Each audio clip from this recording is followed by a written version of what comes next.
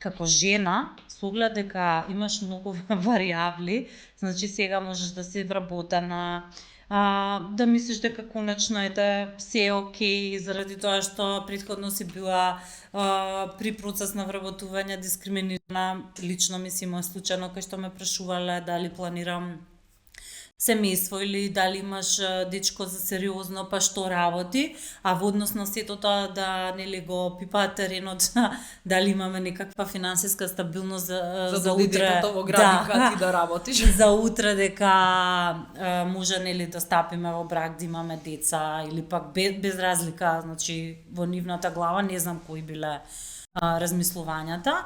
И конечно ги проагаш сите тие фази, да речеме како млада жена која што сега го почнува процесот на вработување и мислиш дека си постигнала некаква стабилност можеби, и повторно те удира реалноста и ти повторно си многу назад заради тоа што си имала договорно определено, како што беше во мојот случај. И одеднаш во 30-та недела од бременоста одлучуваат дека те известуваат дека нема да ти го продолжат договорот поради економски наводно причини. И не те ни известуваат. Муабетот беше као сега се прават нели некои проценки, па да видиме како ќе биде, ама ќе ти го продолжиме само 6 месеци за да не го изгубиш породилното. И знаеме сите дека работодавачот додека трае породилното нема никакви трошоци. И кога прашав нели зошто не 6 месеци, одговорот беше па на сите им се отприлика толку договорите, меѓутоа за мене беше многу јасно дека е 6 месеци затоа што ако ми го продолжија колку што ми траеше целото породилно, јас всушност ќе отидав на неопределено и јас ќе бев многу позаштитена со законот отколку што се жените на определено. И ова се случува од страна на работодавач, каде што одговорните лица не се од земјава, така што овој принцип на функционирање, односно системската дискриминација која што ја доживуваат бремените жени, мајките, па дури родителите кои што одлучуваат нели да се грижат за децата, лесно се навикнуваат и странците. Всушност видовме за Филимена дека и таму се работеше нели за странец работодавач кој што кога слушнал како може лесно да ја отпушти од работа, истото и го направил, што значи дека нема правила дека ти на некој начин како жена во оваа држава или во ова општество сега можеби конечно си стабилна. Не. Значи твојот идентитет со фактот што се менува, затоа што повторно стануваш бремена, можеби ќе станеш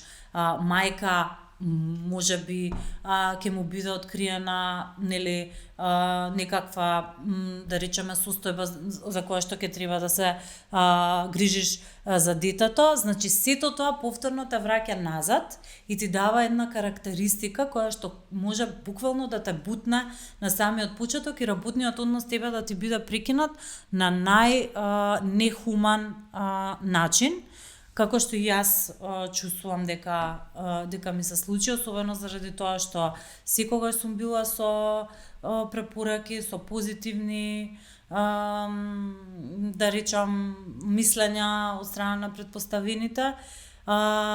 Можеби е поврзано со да речеме претходни пријави што сум ги имала, меѓутоа факт е дека ете тоа ми се случи и од тој момент до сега можам да кажам дека се соочив со многу системски недоследности, воедно и го пријавив случајот пред надлежните, па ќе се уште не знам за исходот, па видиме како ќе биде, ама секако се надам дека колку толку ќе почне да се создава некаква пракса, ете пред Комисијата за заштита од дискриминација. Има прва позитивност. Да.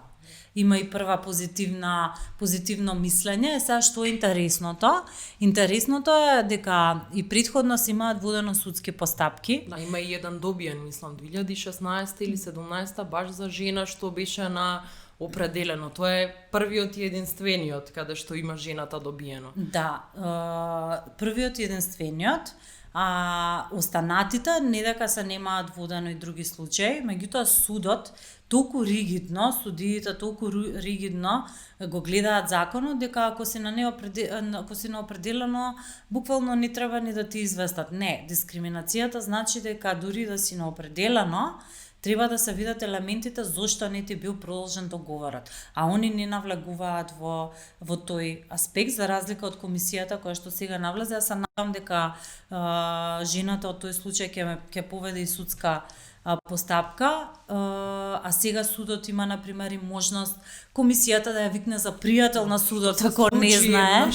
Да, да ја викне и да комисијата ја објасни дека не, окей, ваков е законот, на определено договорот истекува, меѓутоа треба да се видат аспектите зошто не е продолжен тој договор. И ако е поврзан со било која основа за дискриминација, тогаш треба да биде утврдена дискриминација, затоа што да се разбераме. Ние можеме да се правиме силни, како и повеќето жени нели што се прават, меѓутоа мене лично можам да кажам дека ми влијаеше, особено кога пред да се породам, например за прв пат почувствував паничен напад, кога сосема ми се затвори мејлот и буквално еден цел свет што јас претходно сум го имала, затоа што нели премногу ми значи си ја сакам работата, за мене се затвори и јас буквално доживеав паничен напад. Утре дента истото го доживеав додека бев на ЦТГ. Ти влијаеше ли тоа на бременост? Мислам, таквиот шок влијаеше ли, не знам, на некој начин на бременоста, затоа што познавам исто познаничка една која тој влијаело баш на бременоста, па потоа вадела боловање за патолошка бременост, морала да мирува, што мислам дека прво што вршат на секој ниво дискриминација, нели цитирајќи го законот за работни односи, ти си неопределена, тука сме ние чисти како работодавач, кој те шиша, сега ти си бремена, не требаш веќе, па мисли моја, ама тоа и сериозно толкавата количина на стрес може да влие и да ја закомплицира бременоста. Се соочи ли ти со нешто такво? Апсолутно може. Јас не можам да тврдам дека беше резултат на тоа што ми се случи. Меѓутоа, после информацијата која што ја добив, заради тоа што јас побарав да бидам информирана нели за договорот, пошто никој ништо не ми збори, а мене ми истекува договорот баш кога треба да го остварам правото на породилно и сето тоа е притисок нели за една жена.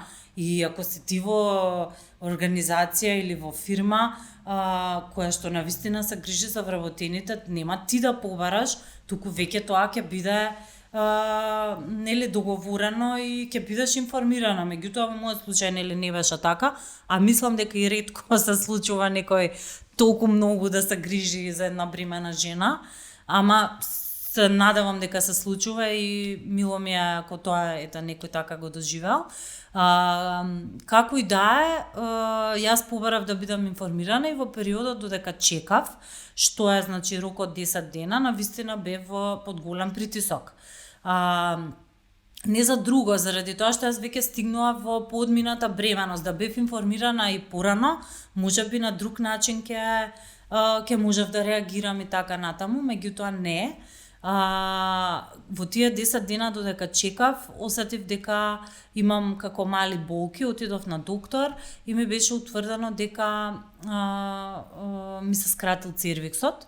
Сепак тоа ми се случи првиот пат, што не можам да тврдам дека дали ми е од конкретниот стрес, меѓутоа моментот свет ти се срушува, една по друга лоши работи се случуваат. Апсолутно, јас уште чекам, што значи дека може докторот вика дека особено стрес влијае на скратување на цервикс, а тоа значи дека цервиксот се смалува, односно бебето е како полека сака да искочи и буквално кога бев информирана дека само за 6 месеци ќе ми биде продолжен договорот, само за да го искористам породилно, без да ми биде дадена посебна причина зашто тоа се случува, јас утре дента морав да заминам на како мини зафат, односно да ми направат црклаж И повторно тоа беше во 30-та недела, кај нас во држава има само еден, да речам, доктор кој што